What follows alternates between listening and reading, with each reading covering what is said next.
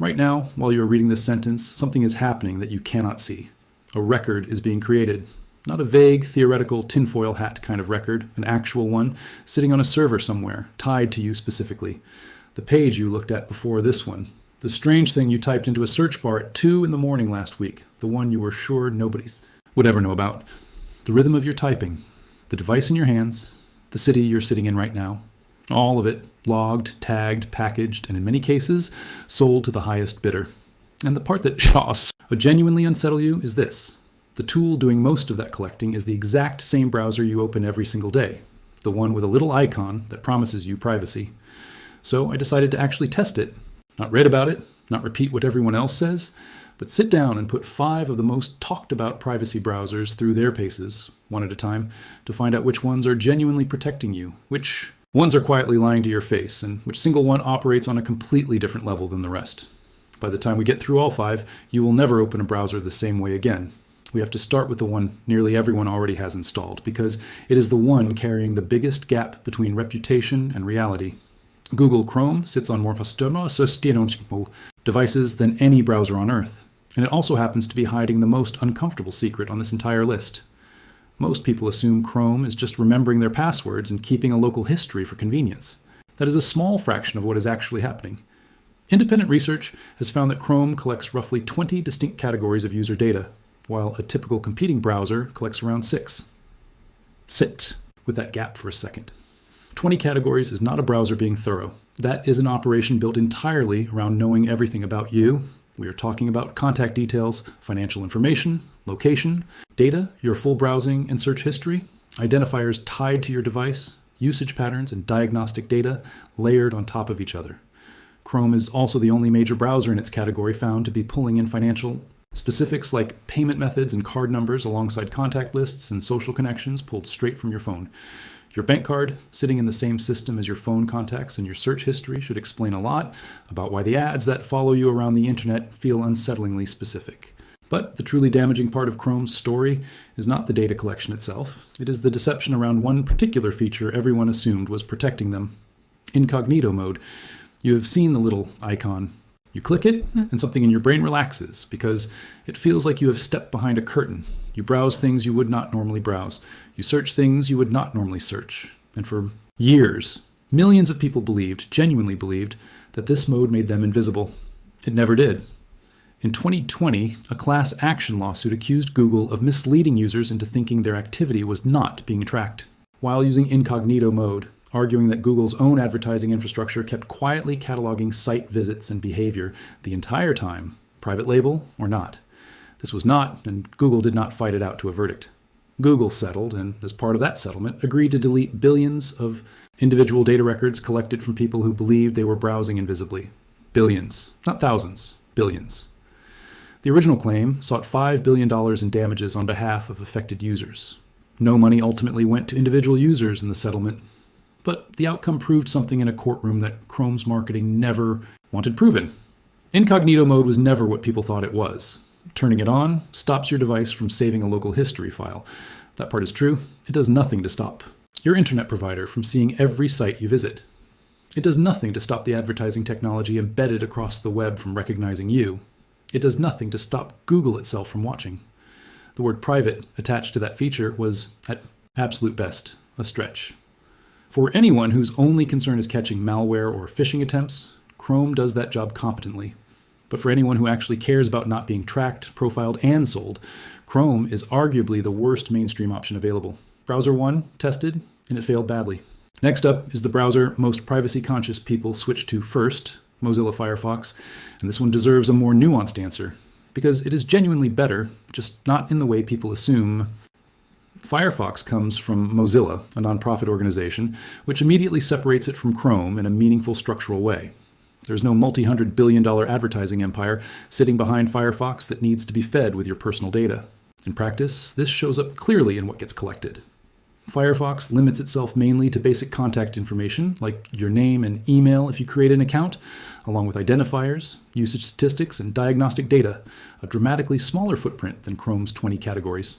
Firefox also ships with something called Enhanced Tracking Protection, switched on from the very first launch, Without touching a single setting, it is already blocking known third-party trackers, cross-site cookies, fingerprinting scripts, and cryptocurrency mining scripts running silently in the background of random web pages.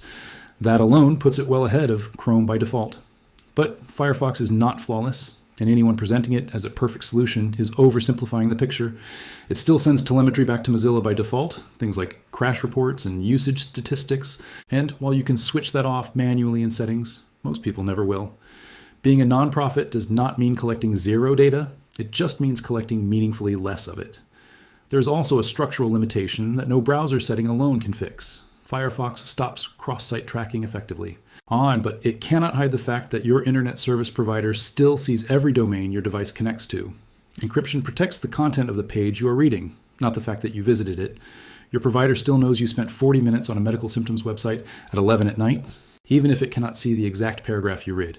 That destination data has real market value, and it gets bought and sold regardless of what your browser does internally. So the honest verdict on Firefox: a real, substantial upgrade over Chrome, more transparent, about what it takes from you, and a smart default for the average person. But it is not the finish line if privacy is genuinely your priority. Think of it as moving from a house with the front door wide open to a house with one working lock. Better, not secure. Browser number 3 carries an enormous amount of built-in trust, because its entire brand identity was built on the promise of not tracking you, the DuckDuckGo Browser. Given how much goodwill the DuckDuckGo search engine earned over the years, it is easy to assume the full browser they eventually released would be the undisputed gold standard. The reality is a little more limited than that. To its credit, DuckDuckGo's browser blocks third parties. Trackers from major players like Google and Facebook, strips out tracking-based advertising as you move across the web, and automatically clears away cookie consent pop-ups and email tracking pixels without you lifting a finger. Search happens privately by default, and even YouTube videos play back without the layer of targeted advertising wrapped around them. There's also a genuinely clever feature called the Fire button, which instantly incinerates your entire browsing session with a single tap, like torching your own digital footprints on command. In terms of the data it actually collects about you, DuckDuckGo sits close to Firefox, sticking mainly to basic contact.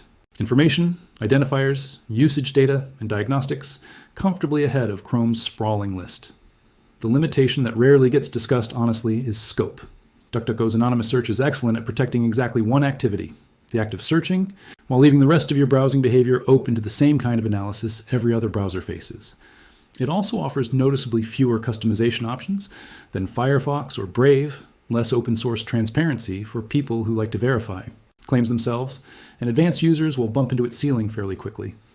As a genuinely good, low-effort upgrade for a casual user, a parent, or anyone who wants something better than Chrome without having to think too hard about settings, DuckDuckGo makes a lot of sense. As a serious, comprehensive privacy solution, it falls short.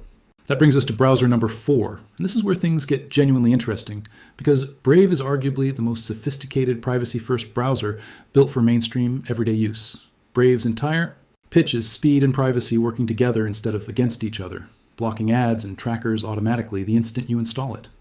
There's no setup process to fight through, no hidden settings menu you need to dig into, no extensions you have to remember to add. From the very first launch, Brave is already blocking third-party ads, killing tracking scripts, shutting down fingerprinting attempts, and cutting off cross-site cookie tracking, all without asking you to lift a finger. In terms of raw data collection, Brave sticks to little more than basic identifiers and usage statistics, making it one of the leanest data footprints of any mainstream browser tested, especially set against Chrome's 20 categories. Because Brave is built on the same open-source Chromium foundation as Chrome itself, every website that works properly in Chrome works properly in Brave. Extensions carry over cleanly, and the interface feels almost identical. Switching takes about 5 minutes from download to daily use, and the difference is noticeable almost immediately. Pages load faster simply because the ads and trackers slowing them down are no longer loading in the first place. Brave also includes something no other mainstream browser offers natively: a private browsing window with Tor built directly in, letting you route specific traffic through the Tor network without installing anything extra. If your priority is the easiest possible upgrade with the least effort, Brave is very hard to beat. A 5-minute switch that instantly makes you far harder to track than the vast majority of internet users. That said, Brave's business model deserves an honest look too, because nothing here is entirely without nuance. Brave runs an optional advertising system called Brave Rewards, where users can choose to view privacy-respecting ads in exchange for a cryptocurrency token called BAT. Participation is entirely optional, but the mere existence of an ad system inside a privacy-first browser raises fair questions. When you opt into Brave rewards, additional data around your search behavior, browsing patterns, and extension usage gets collected as part of how that system functions. Leave it switched off, and that collection stays minimal. In its default state, Brave is genuinely excellent for privacy. Its optional rewards layer is the one part privacy purists will want to research carefully before turning on. It is also worth being realistic about what blocking third-party cookies and tracking pixels actually accomplishes. That layer addresses roughly 12% of the broader behavioral data collection ecosystem online. 12% sounds small until you realize it is the most visible, most invasive slice, the part that quietly follows you from site to site building a run. Ning profile of your interests. Cutting that off matters. Brave earns its place as the best option for everyday people who want strong privacy without any technical effort behind it. Fast, largely honest, and a genuine step up. But it is still not the one browser on this list that operates in a category of its own, which brings us to the fifth and final browser, the one most people have heard whispered about, but almost nobody actually uses day to day, Tor Browser. Before assuming this is only for people doing something they shouldn't, B, that reputation is badly outdated and genuinely unfair. Tor hides browsing activity at a structural level and blocks tracking outright, which is exactly why it is used by whistleblowers exposing wrongdoing, journalists protecting sources, and ordinary people living under governments that censor what they are allowed to read online. Major news organizations maintain onion versions of their sites, specifically for readers in restrictive environments. Human rights groups actively recommend it. Its origins are not what most people expect either. The underlying technique, known as onion routing, was developed in the mid-1990s by researchers at the United States Naval Research Laboratory to protect American intelligence, communications, long before it ever became a public tool. The mechanics of how it actually works are worth understanding, because they explain why it is fundamentally different from everything else on this list. When you browse, node, a middle node, and an exit node. Each relay strips away exactly one layer of encryption, the same way you would peel back a single layer of an onion, revealing just enough information to pass the traffic along and nothing more. The guard node can see your actual IP address, but has no idea where your traffic is ultimately headed. The middle node knows neither piece. The exit node can see the final destination, but has no idea whose device the traffic originally came from. At no single point in that entire chain does one server hold both pieces of the puzzle simultaneously. Read that again slowly, because it is the entire point. It is not a policy promising not to look. It is an architecture that makes looking at the full picture structurally impossible for any single node in the chain. As of the middle of this year, the Tor network runs on roughly 8,000 active relays worldwide. Real machines operated by real volunteers in countries all over the planet, existing solely to protect the privacy of strangers they will never meet. And when it comes to what Tor itself collects about you, the answer is genuinely nothing. No name, no user identifier, no browsing habit log, no crash report tied back to you. Close the browser, and the session is gone completely, with nothing left behind to recover. This is exactly why Tor stands apart from the other 4 browsers we have gone through, not because of a slicker interface or flashier branding, but because the underlying technical design itself, the actual mathematics of how your traffic moves through the network, makes tracking someone reliably a fundamentally difficult problem in a way no setting, no extension, and no privacy policy from any other browser can genuinely replicate. None of this means Tor is without real trade-offs, and you deserve the complete picture rather than a highlight reel. Because your traffic is bouncing through multiple relays across multiple countries before reaching its destination, everything is noticeably slower. Loading a simple web page takes longer than you're used to, and streaming video is generally not practical for everyday use. Some websites actively detect and block Tor traffic outright. And critically, Tor cannot protect you from yourself if you log into a personal account. While using it, you have voluntarily identified yourself regardless of how anonymous the network underneath you happens to be. But for the specific fear most people actually have, being quietly tracked, profiled, and watched without ever agreeing to it, Tor is the only browser on this entire list that solves that problem at the architectural level rather than papering over it with a privacy policy that can change whenever the company decides to change it. Here is the bigger truth, tying all 5 of these together, and it is the part most tech content conveniently skips. Running the most private browser in the world on a Windows machine, connected through a major carrier, while a handful of social media apps sit open in the background on your phone is mostly theater. Surveillance in the modern internet does not live entirely inside your browser. It lives in the infrastructure surrounding it. Your internet provider can still map every domain you visit, unless you are specifically using Tor or a genuinely trustworthy VPN. Your operating system tracks behavioral patterns completely independent of whichever browser you happen to open. The apps installed on your phone collect their own separate stream of behavioral data that has nothing to do with your browser choice at all. The surveillance ecosystem is layered far deeper than any single tool, browser included, can fully dismantle on its own. Incognito mode, no matter which browser it lives inside, does nothing to hide your activity from your provider, your employer's network, your school's network, or the sites you actually visit. If hiding your traffic from your internet provider specifically is the goal, that requires a VPN, encrypting your data before it ever leaves your device in the first place, which is an entirely separate layer from browser choice. So here is the honest, practical takeaway from all of this testing. If you want the lowest possible effort combined with the biggest immediate improvement over where you are right now, switch to Brave today. It installs in about 5 minutes and instantly puts you ahead of the vast majority of internet users, blocking trackers and fingerprinting attempts automatically on every site without requiring you to touch a single setting. If you are willing to put in slightly more effort for meaningfully stronger protection, move to Firefox, add the uBlock Origin extension on top of it, manually switch off telemetry in the settings menu, and turn on strict tracking protection. That combination gives you a transparent, non-profit-backed browser with serious, customizable protection behind it. And if there are specific activities where privacy genuinely matters most to you, online banking, medical research, anything you would not want tied back to your name under any circumstances, route that specific activity through Tor Browser, accept that it will be slower, accept its limitations, and understand clearly what you're getting in exchange. Privacy that is built into the design itself rather than promised to you in a policy. Document. Whichever browser you land on, hold on to this one idea. Incognito mode in anything other than Tor is not privacy. It is simply the absence of a saved local history file. It does not hide you from the websites you visit. It does not stop your provider from seeing your traffic, and it does not conceal your location.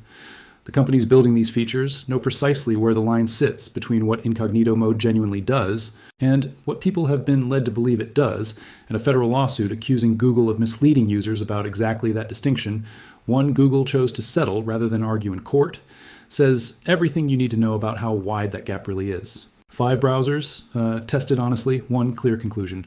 Chrome is not private no matter what its icon promises you. Incognito mode, wherever it appears, is not privacy. Firefox is a genuine improvement, but an incomplete one. DuckDuckGo is clean and simple, but limited in scope. Brave is the strongest everyday choice for people who want real protection without any technical effort. And Tor remains the only browser on this list, where the technology itself, not the branding, not the marketing copy, not a privacy policy that can be quietly rewritten, actually delivers on what the word private was always supposed to mean.